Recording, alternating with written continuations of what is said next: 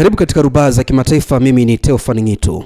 Rais wa Marekani Donald Trump Jumatatu jioni Februari 23 alikanusha ripoti kwamba Jenerali Daniel Kane anayejulikana kama Razen anapinga hatua za kijeshi dhidi ya Iran. Katika chapisho kwenye mtandao wa kijamii Jumatatu jioni, Bwana Trump aliandika kwamba alizingatia ripoti hizo kuwa za uongo kabisa na kufafanua kuwa hakuna chanzo maalum kilichotajwa kuhusu madai hayo. Amesisitiza kuwa Jenerali Kane sawa na maafisa wengine hana mwelekeo wa vita, lakini iwapo uamuzi utatolewa wa kuchukua hatua za kijeshi dhidi ya Iran, anaamini kwamba atashinda kwa urahisi mzozo huo. Bwana Trump aliongeza kuwa Jenerali Kane anaifahamu vyema Iran kwa sababu aliamuru operesheni ya Midnight Hammer, mashambulizi ya anga dhidi ya vituo vya Iran majira ya joto yaliyopita. Kufuatia shambulizi hilo, alisema mpango wa nyuklia wa Iran hautaendelea tena kwani umeharibiwa kabisa kufuatia mashambulizi ya ndege za Marekani za B-2. Rais wa Marekani alimtaja Jenerali Kane kama shujaa mkubwa na kusema anawakilisha jeshi lenye nguvu zaidi duniani. Bwana Trump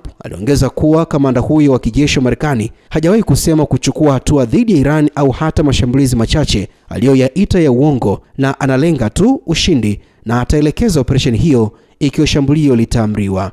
Pia alisema kwamba nyenzo zote zilizochapishwa kuhusu uwezekano wa vita na Iran hazikuwa sahihi na ni za makusudi. Alisisitiza kwamba uamuzi wa mwisho ni juu yake na kwamba angependelea kufikia makubaliano na Iran, lakini kwamba ikiwa hakuna makubaliano yatafikiwa, siku hiyo itakuwa mbaya sana kwa nchi hiyo, na alisema kwa bahati mbaya kwa watu wake ambao aliwataja kuwa wakubwa na wanaostahili. Vyombo kadhaa vya habari vya Marekani kama vile Wall Street Journal, Washington Post na New York Times vimechapisha ripoti katika siku chache zilizopita vikinukuu vyanzo vya habari visivyojulikana vinavyoelezea chaguzi, sifa na majadiliano ndani ya White House kuhusu uwezekano wa mashambulizi ya kijeshi dhidi ya Iran. Wakati huo Iran imeonya kwamba uwezekano wa mashambulizi ya Marekani dhidi ya nchi hiyo hautafanyika kwa nchi mbili pekee. Msemaji wa Wizara ya Mambo ya Nje ya Iran anasema hakuna kitu kinachoitwa shambulio lenye mipaka na operesheni yoyote dhidi ya Iran itakabiliwa na jibu kali. Hapo awali, baadhi ya vyombo vya habari viliripoti kwamba Rais wa Marekani Donald Trump alikuwa akizingatia shambulio dogo dhidi ya Iran ili kuilazimisha Jamhuri ya Kiislamu kukubali mistari miekundu ya Marekani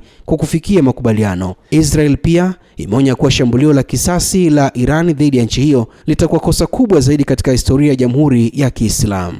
Na hatimaye, Rais wa Ukraine Volodymyr Zelensky amesema kwamba Vladimir Putin, rais wa Urusi, alishindwa kuwakatisha tamaa wa Ukraine alipoivamia nchi yake miaka 4 iliyopita. Anasema leo inaadhimisha miaka 4 tangu Putin aanze harakati zake za siku 3 za kuichukua Kiev, ameandika katika ujumbe kwenye Telegram. Anaendelea kwa kusema, na hii ina maana kubwa juu ya upinzani wetu kuhusu jinsi Ukraine imekuwa ikipigana wakati huu wote. Zelensky amesema kwamba nyuma ya maneno hayo kuna mamilioni ya watu wetu, ujasiri mkubwa, kazi nzuri ya kupigiwa mfano, uvumilivu na mengi ambayo Ukraine imekuwa ikiifanya tangu Februari 24, 2022. Tukiangalia nyuma mwanzoni mwa uvamizi na kutafakari leo, tuna haki ya kusema tumetetea uhuru wetu, hatujapoteza uraia wetu. Putin hajafikia malengo yake, anaendelea, hajawakatisha tamaa wa Ukraine, hajashinda vita hivi. Tumeilinda Ukraine na tutafanya kila kitu ili kufikia amani na haki, utukufu kwa Ukraine.